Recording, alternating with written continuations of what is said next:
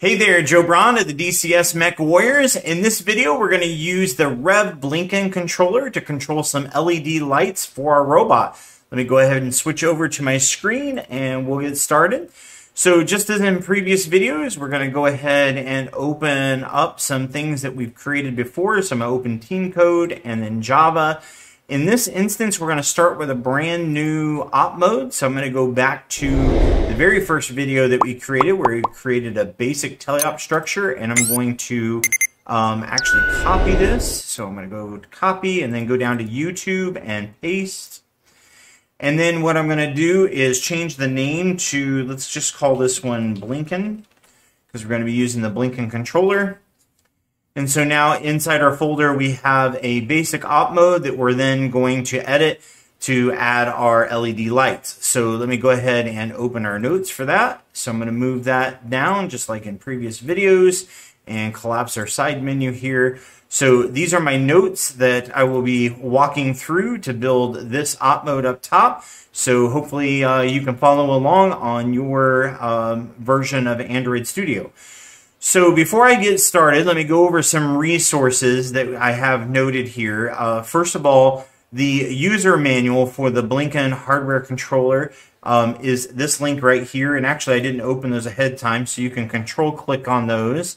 And then let me pull that over. So this is a PDF manual. You can go through and find out the different settings, what the different lights can do, what all of the buttons on the actual controller do. So lots of valuable information there.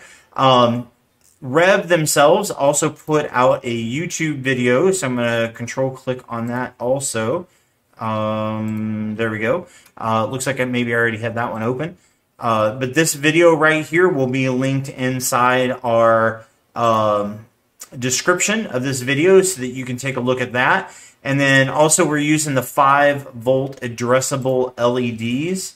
And it looks like everything's just opened up, minimized here. So let me pull that open. So Rev has two versions of LEDs. They have 5-volt, which is this one, and 12-volt. We're using the 5-volt because they're more versatile. They're 1 meter long. So let me go ahead and close that. So the next thing that I want to talk about is our team uses two Blinkin controllers. And the reason for that is every once in a while, they like to change modes. So it can control, the Blinkin controller can control 5-volt LEDs and also the 12-volt LEDs. And it likes to switch modes just randomly. We haven't figured out why. When we talked to Rev about this, they said that maybe something was bumping the button and randomly getting it to change, but this year we mounted it to where nothing else could touch the button itself, and it still changed modes every once in a while.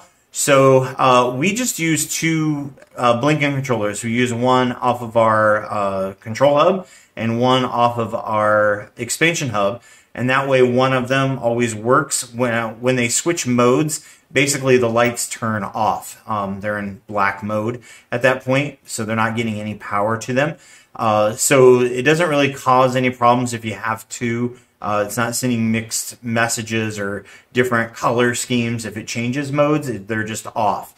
So we found that a nice little backup is to use actually two sets of LED lights, one on the control hub, one on the expansion hub. It usually works out well for us because we usually have our robot split into that way anyway. So in order to change it back, we do recommend that you put the controller itself, the actual module, in an accessible location where you can push it with a screwdriver. To bury it inside your robot is generally a bad idea because then it becomes hard to actually switch it back to the 5 volts if it switches over. So our recommendation is to make that accessible. So let me go ahead and collapse this. And again, all those resources we'll put in the description. So the first thing that we need to do as far as setup here is to go ahead and talk about our configuration file. So on our control hub, we put one set of lights we're going to call left lights, and we always put it on port 5 just out of habit. It's the 6th actual port on the device, the hub itself. And then we put the right side, for instance, in this example scenario on the expansion hub. So we have two sets of lights. I'm just going to copy this and drop that down in our config file. So hopefully you're making notes so you know what to do when you get on the driver hub to change your config file. This is how we keep a track of that. If you're watching this video for the first time, we've done that a lot before, but this is a basic teleop that we have created in the very first video. So we're just going to go through and change some things to get that kind of up to speed with the one that we're building here compared to my notes. So we are for this video going to leave this disabled. Again, if you're using this on your robot, you want to comment that out so that it actually shows up on the driver hub itself. Our group we have been setting to examples for this video series. So while I'm talking, I misspelled that there. So let me fix that. So examples will be the group name that it shows up in on the driver hub. Our class name is already defined for us. And because we built this in the very first video, we've already got extends from our parent class linear op mode. All right, so we're going to override our run op mode that's in that parent class with these settings, basically, these method calls. But we're going to come back to these as we build more things out and actually install things to match this one down here. Okay, so the first thing that we need to do before we go any further is go ahead and define some variables. So I'm going to create some space right below the class name, but before the run op mode, and we're going to put in our three variables that we're going to use, which are these three variables here. So I'm just going to paste those in. So what this is doing is calling up a class that's already in the repository for the robot controller. If we go back up to the top, imports, it automatically imported this piece right here for the Rev Blinkin LED driver, since we're using it right there.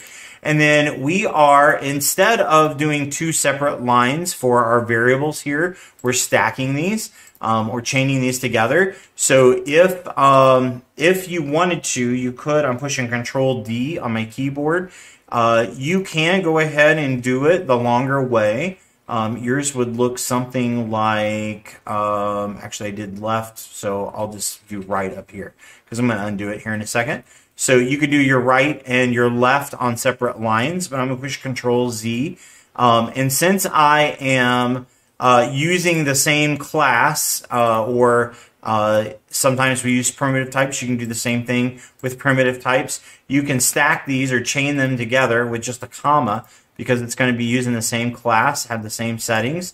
So this is how we're going to set it up for our left lights and our right lights in this particular video.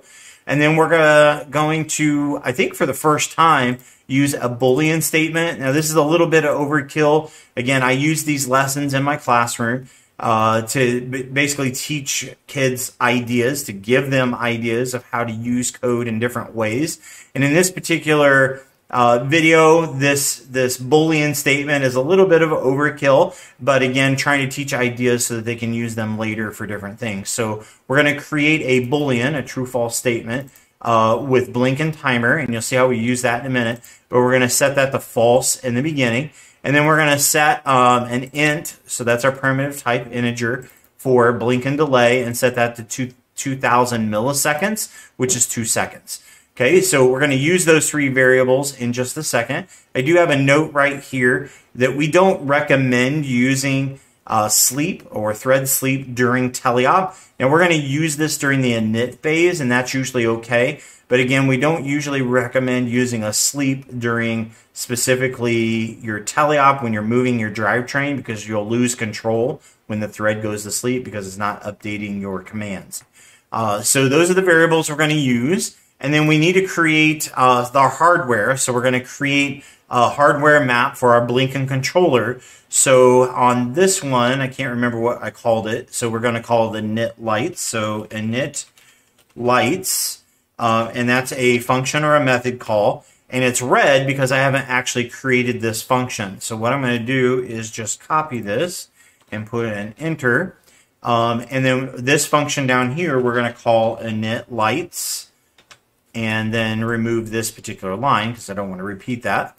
So what we're going to do, again, if this is the first video you watched, each piece of hardware will have its own function, and then we'll init all of those pieces of hardware in this one function called init hardware. So if I had a motor, if I had a servo, if I had another servo, if I had a color sensor, each one would have their own method down below, and we would call those or method stack those up here. But in this instance, we only have one piece of hardware, so we're going to start with that. So we need to actually init these lights. So the process for that's pretty simple. We're just going to be doing these pieces right here. So I'm going to copy those. And we're going to basically say, in Java, we're using left lights, and we're going to set the hardware map on the configuration file to say, hey, we're going to use the class Rev Blinkin LED driver. So there's the class. And then the name that we're going to use in our configuration file is left lights for the Java name left lights. So those are pairing those up. These technically could be separate names, but in my opinion, that doesn't really make sense. If you keep them the same, you make that connection logically for the human a little easier. So we're going to do the same thing on the right side. So right lights, we're going to set the hardware map, and our configuration file will have the same name. So we're actually setting up two pieces. We've got two pieces of hardware actually on the robot, but we're setting both of them up in the same function call for init lights. And then we're going to set the color for those on this line here, but we haven't created this method that we're trying to call, so we will do that in just a second. So hopefully I don't forget to do some of these things that I said that we're going to come back to. But let's go ahead and do the reset Blinkin here as the next one. So we're going to build out several functions here. So when we push play on the robot, the driver hub, on the robot controller, or actually the driver hub, sorry, we want to reset the timer so that the op mode time resets to 0 so that we can run our lights at certain times during the op mode during teleop, okay? So what we're going to do is when we push play, create a method that will reset the op mode running in the background, okay? So we created a variable called Blinkin timer, and that was up here, and it set the false. So as soon as we push play, we're going to run this method. We're going to set that now to true, so this variable is going to turn to true instead of false. And then we're going to call a method that's built into the repository. I'm going to control click on reset runtime, and it's going to take me to the place that was created. So reset runtime is actually in the op mode class that's created by FTC for us. So it's going to reset the time when we call this particular function. So that function, we can go ahead and come back up here. Well, where do we want to do that? Well, we're going to wait for the play button to be pressed. And so we can put this function right here. I'm just going to copy and Control C, and then paste that, Control V, put in our parentheses for our method call, and end our sentence with a semicolon. So again, if this is the first video you've watched, we're going to init our hardware or anything else that we want to run one time. While we're waiting for the play button to be pressed, that would go inside this code block. So right now it's empty. It's not going to do anything while it's waiting. This is when you push play, so it's waiting for you to push play. Then anything that we want to run one time, which is where we just dropped in our method, and then we're going to run things over and over again. So this is where our driver controls usually would be inside this code block right here. And right now we're not doing anything with that. We will do something here in just a second with our timer. Okay, so that's where we are so far. So now what we want to do is create a function to actually use this timer. So let me copy this, and we'll explain it. Actually, on this one, I think I'm going to type this one out because we've never talked about if, and else statements. So these are conditional statements. So on this one, we're going to do public void. We don't want to return any information. And then we're going to do update Blinkin. And this is going to be a function or a method. So parentheses, our curly brace, and then I'm going to push enter. And then let's talk about the logic here. So we've talked about an if statement before. So if we have something and we give it some conditions, a true statement, then we want it to run this code block. So if this statement that goes in here, which I'm not putting it there yet, but if I put a statement in here that's true, it's going to run this code block. Then what's going to happen is else, so say that statement was false, the first statement was false, it's going to come down to the next one. Else if this statement is true, run this code block. Okay, so we're going to do that 3 more times. So I'm just going to simply, or 2 more times, total of 3. So I'm just going to push enter. And that's actually going to this spot right here. So let me redo that. So I'm going to paste in that and paste in that again. And then I need a space, it looks like.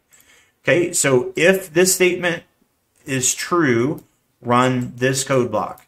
Else, if this statement is true, run this code block. And it keeps doing that a couple more times.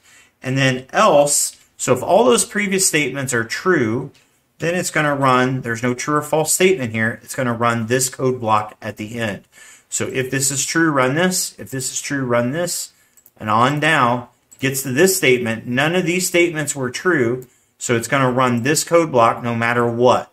Now, you don't have to have an else, okay? But in this instance, we do want one, and we'll explain that in just a second. So there we go. So now we're going to put in our statements. Okay, so in this instance, we're going to take this statement right here, and we're going to drop it in, and it's going to say, if the Blinkin controller, or if the Blinkin timer is set to true now, which we did up here, we set it to true when we pushed the play button, and this is the symbol for and. If I wanted to say a logical or, that would be 2 pipes like that. So that's the shift button above enter on your keyboard. So this would be or, but we want an and. So both these statements have to be true. So this statement is true, okay, because we just set it to true. And then the time is less than 5 seconds. So if that's true, we want it to do something, okay? The next one is going to be if that timer is set to true. So I'm going to copy that and paste that in. So if this timer is true and the time is greater than or equal to 5 seconds and the time is less than 10, so between 5 and 9.99999 seconds, if this is set to true, all 3 of these conditions have to be true, then it will run this code block. Okay, we're going to keep doing this for 5-second increments. So we've got another copy. And it looks like I needed another one, so I miscounted earlier. Not a big deal, so I'm going to copy this. And I'm going to put that in right here. And I'm missing a code block. There we go. And let me go ahead and get this statement out of here because we're not using that yet. Okay, we've got an extra, I did have the right code block, it looks like, just the wrong spot, wrong line. So now I've got our 3 else if statements, just like down here, and then else, we're going to turn our blink into black, or that's considered off, okay? So now each piece that goes in here, we're doing a method call, and those methods haven't been created, so we can't put those in here necessarily yet. I mean, we could, but they'd be red. Okay, so what I need to do is go down and create another method. What I'm trying to find is that code block goes all the way down here. This one is for that one, so we have nested code blocks here. So I want to create another method, so I need to go below this one right here. And what we're going to do is set all of our colors. Okay, so to save time for the video, I'm just going to simply copy this because it's not very complex. And what we're going to do is paste that in with all of our colors. So we're going to set up a method that returns no information. It's called Blinkin Red, and it's going to set the left lights to red, and it's going to set the right lights to red. And we've created a method for green, blue, orange, and black. So if you need to, pause the video and create those methods. And then once you do, what we're going to do is come back up here and insert those. So it looks like I missed an if statement here. Oh, okay. I see what I did. So I put this statement in the wrong spot, which threw me off, and I had the wrong amount of else ifs. You probably are watching the video thinking, What an idiot. But let me go ahead and correct that. So I'm going to copy this and paste it up here. And then I'm just going to delete this one right there. And now everything should match up. So my timer less than 5 seconds is in the right spot. So that's the first conditional statement. Okay, so now what I've got to do is come back up here, and what I'm going to do is use my Blinkin. I'm going to find red and then push tab. Okay, so I'm going to type Blinkin again. And then on this one, we want green, it looks like. So you can set them to whatever color you want. Looks like my tabs are messed up, so I'm going to tab 3 times there. Okay, and then here we want, looks like blue, orange, and then black. So let me go to here, blue, and then Blinkin, orange, and then Blinkin black. Okay, so a couple notes on these last two. Orange is actually yellow for us. It's more of a gold yellow. The yellow LEDs look very washed out to us, so we like the deeper, richer yellow. So actually, those are called orange by Rev on the Blinkin controller, but to us they look more like a deeper yellow gold color. So that's why we use that one. And then black basically turns the LEDs off. Okay, so every 5 seconds the colors are going to change. It's going to go red, green, blue, orange, and then once it's greater, doesn't meet any of these circumstances, they're going to turn off. Okay, so they're going to turn black. Is the way that's happening. Okay, so now where do we want to place this? So we've got methods down here where we're controlling the colors, but where do we want to place this particular method? Well, we want to call this over and over and over again. So I'm pushing Control C. We're going to come up here to our run op mode. So when we're running the op mode, we've pushed play, we've reset the timer, but now we want to check this. We want to do that conditional check every time it runs through the loop. So we're going to paste this in here in the correct spot, and then put a semicolon there.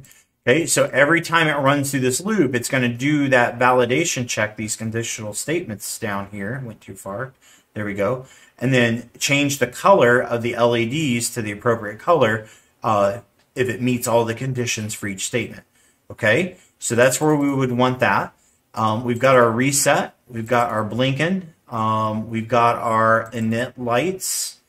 Okay, so during the init phase, we usually change our colors also to let us know where it's at in the init process. So this is a little bit of a trick. So when we init the lights, we set those, when we init all of our hardware, we always do our lights first. And then we turn those lights green. Let me find that here. So at the end of init, there we go. Actually, when we first init them, we turn them yellow. Well, it's called orange. So we want to put that right here. So Blinkin orange is going to go right there. So while they're initting, when they init the lights, and that's the very first one, they'll turn orange.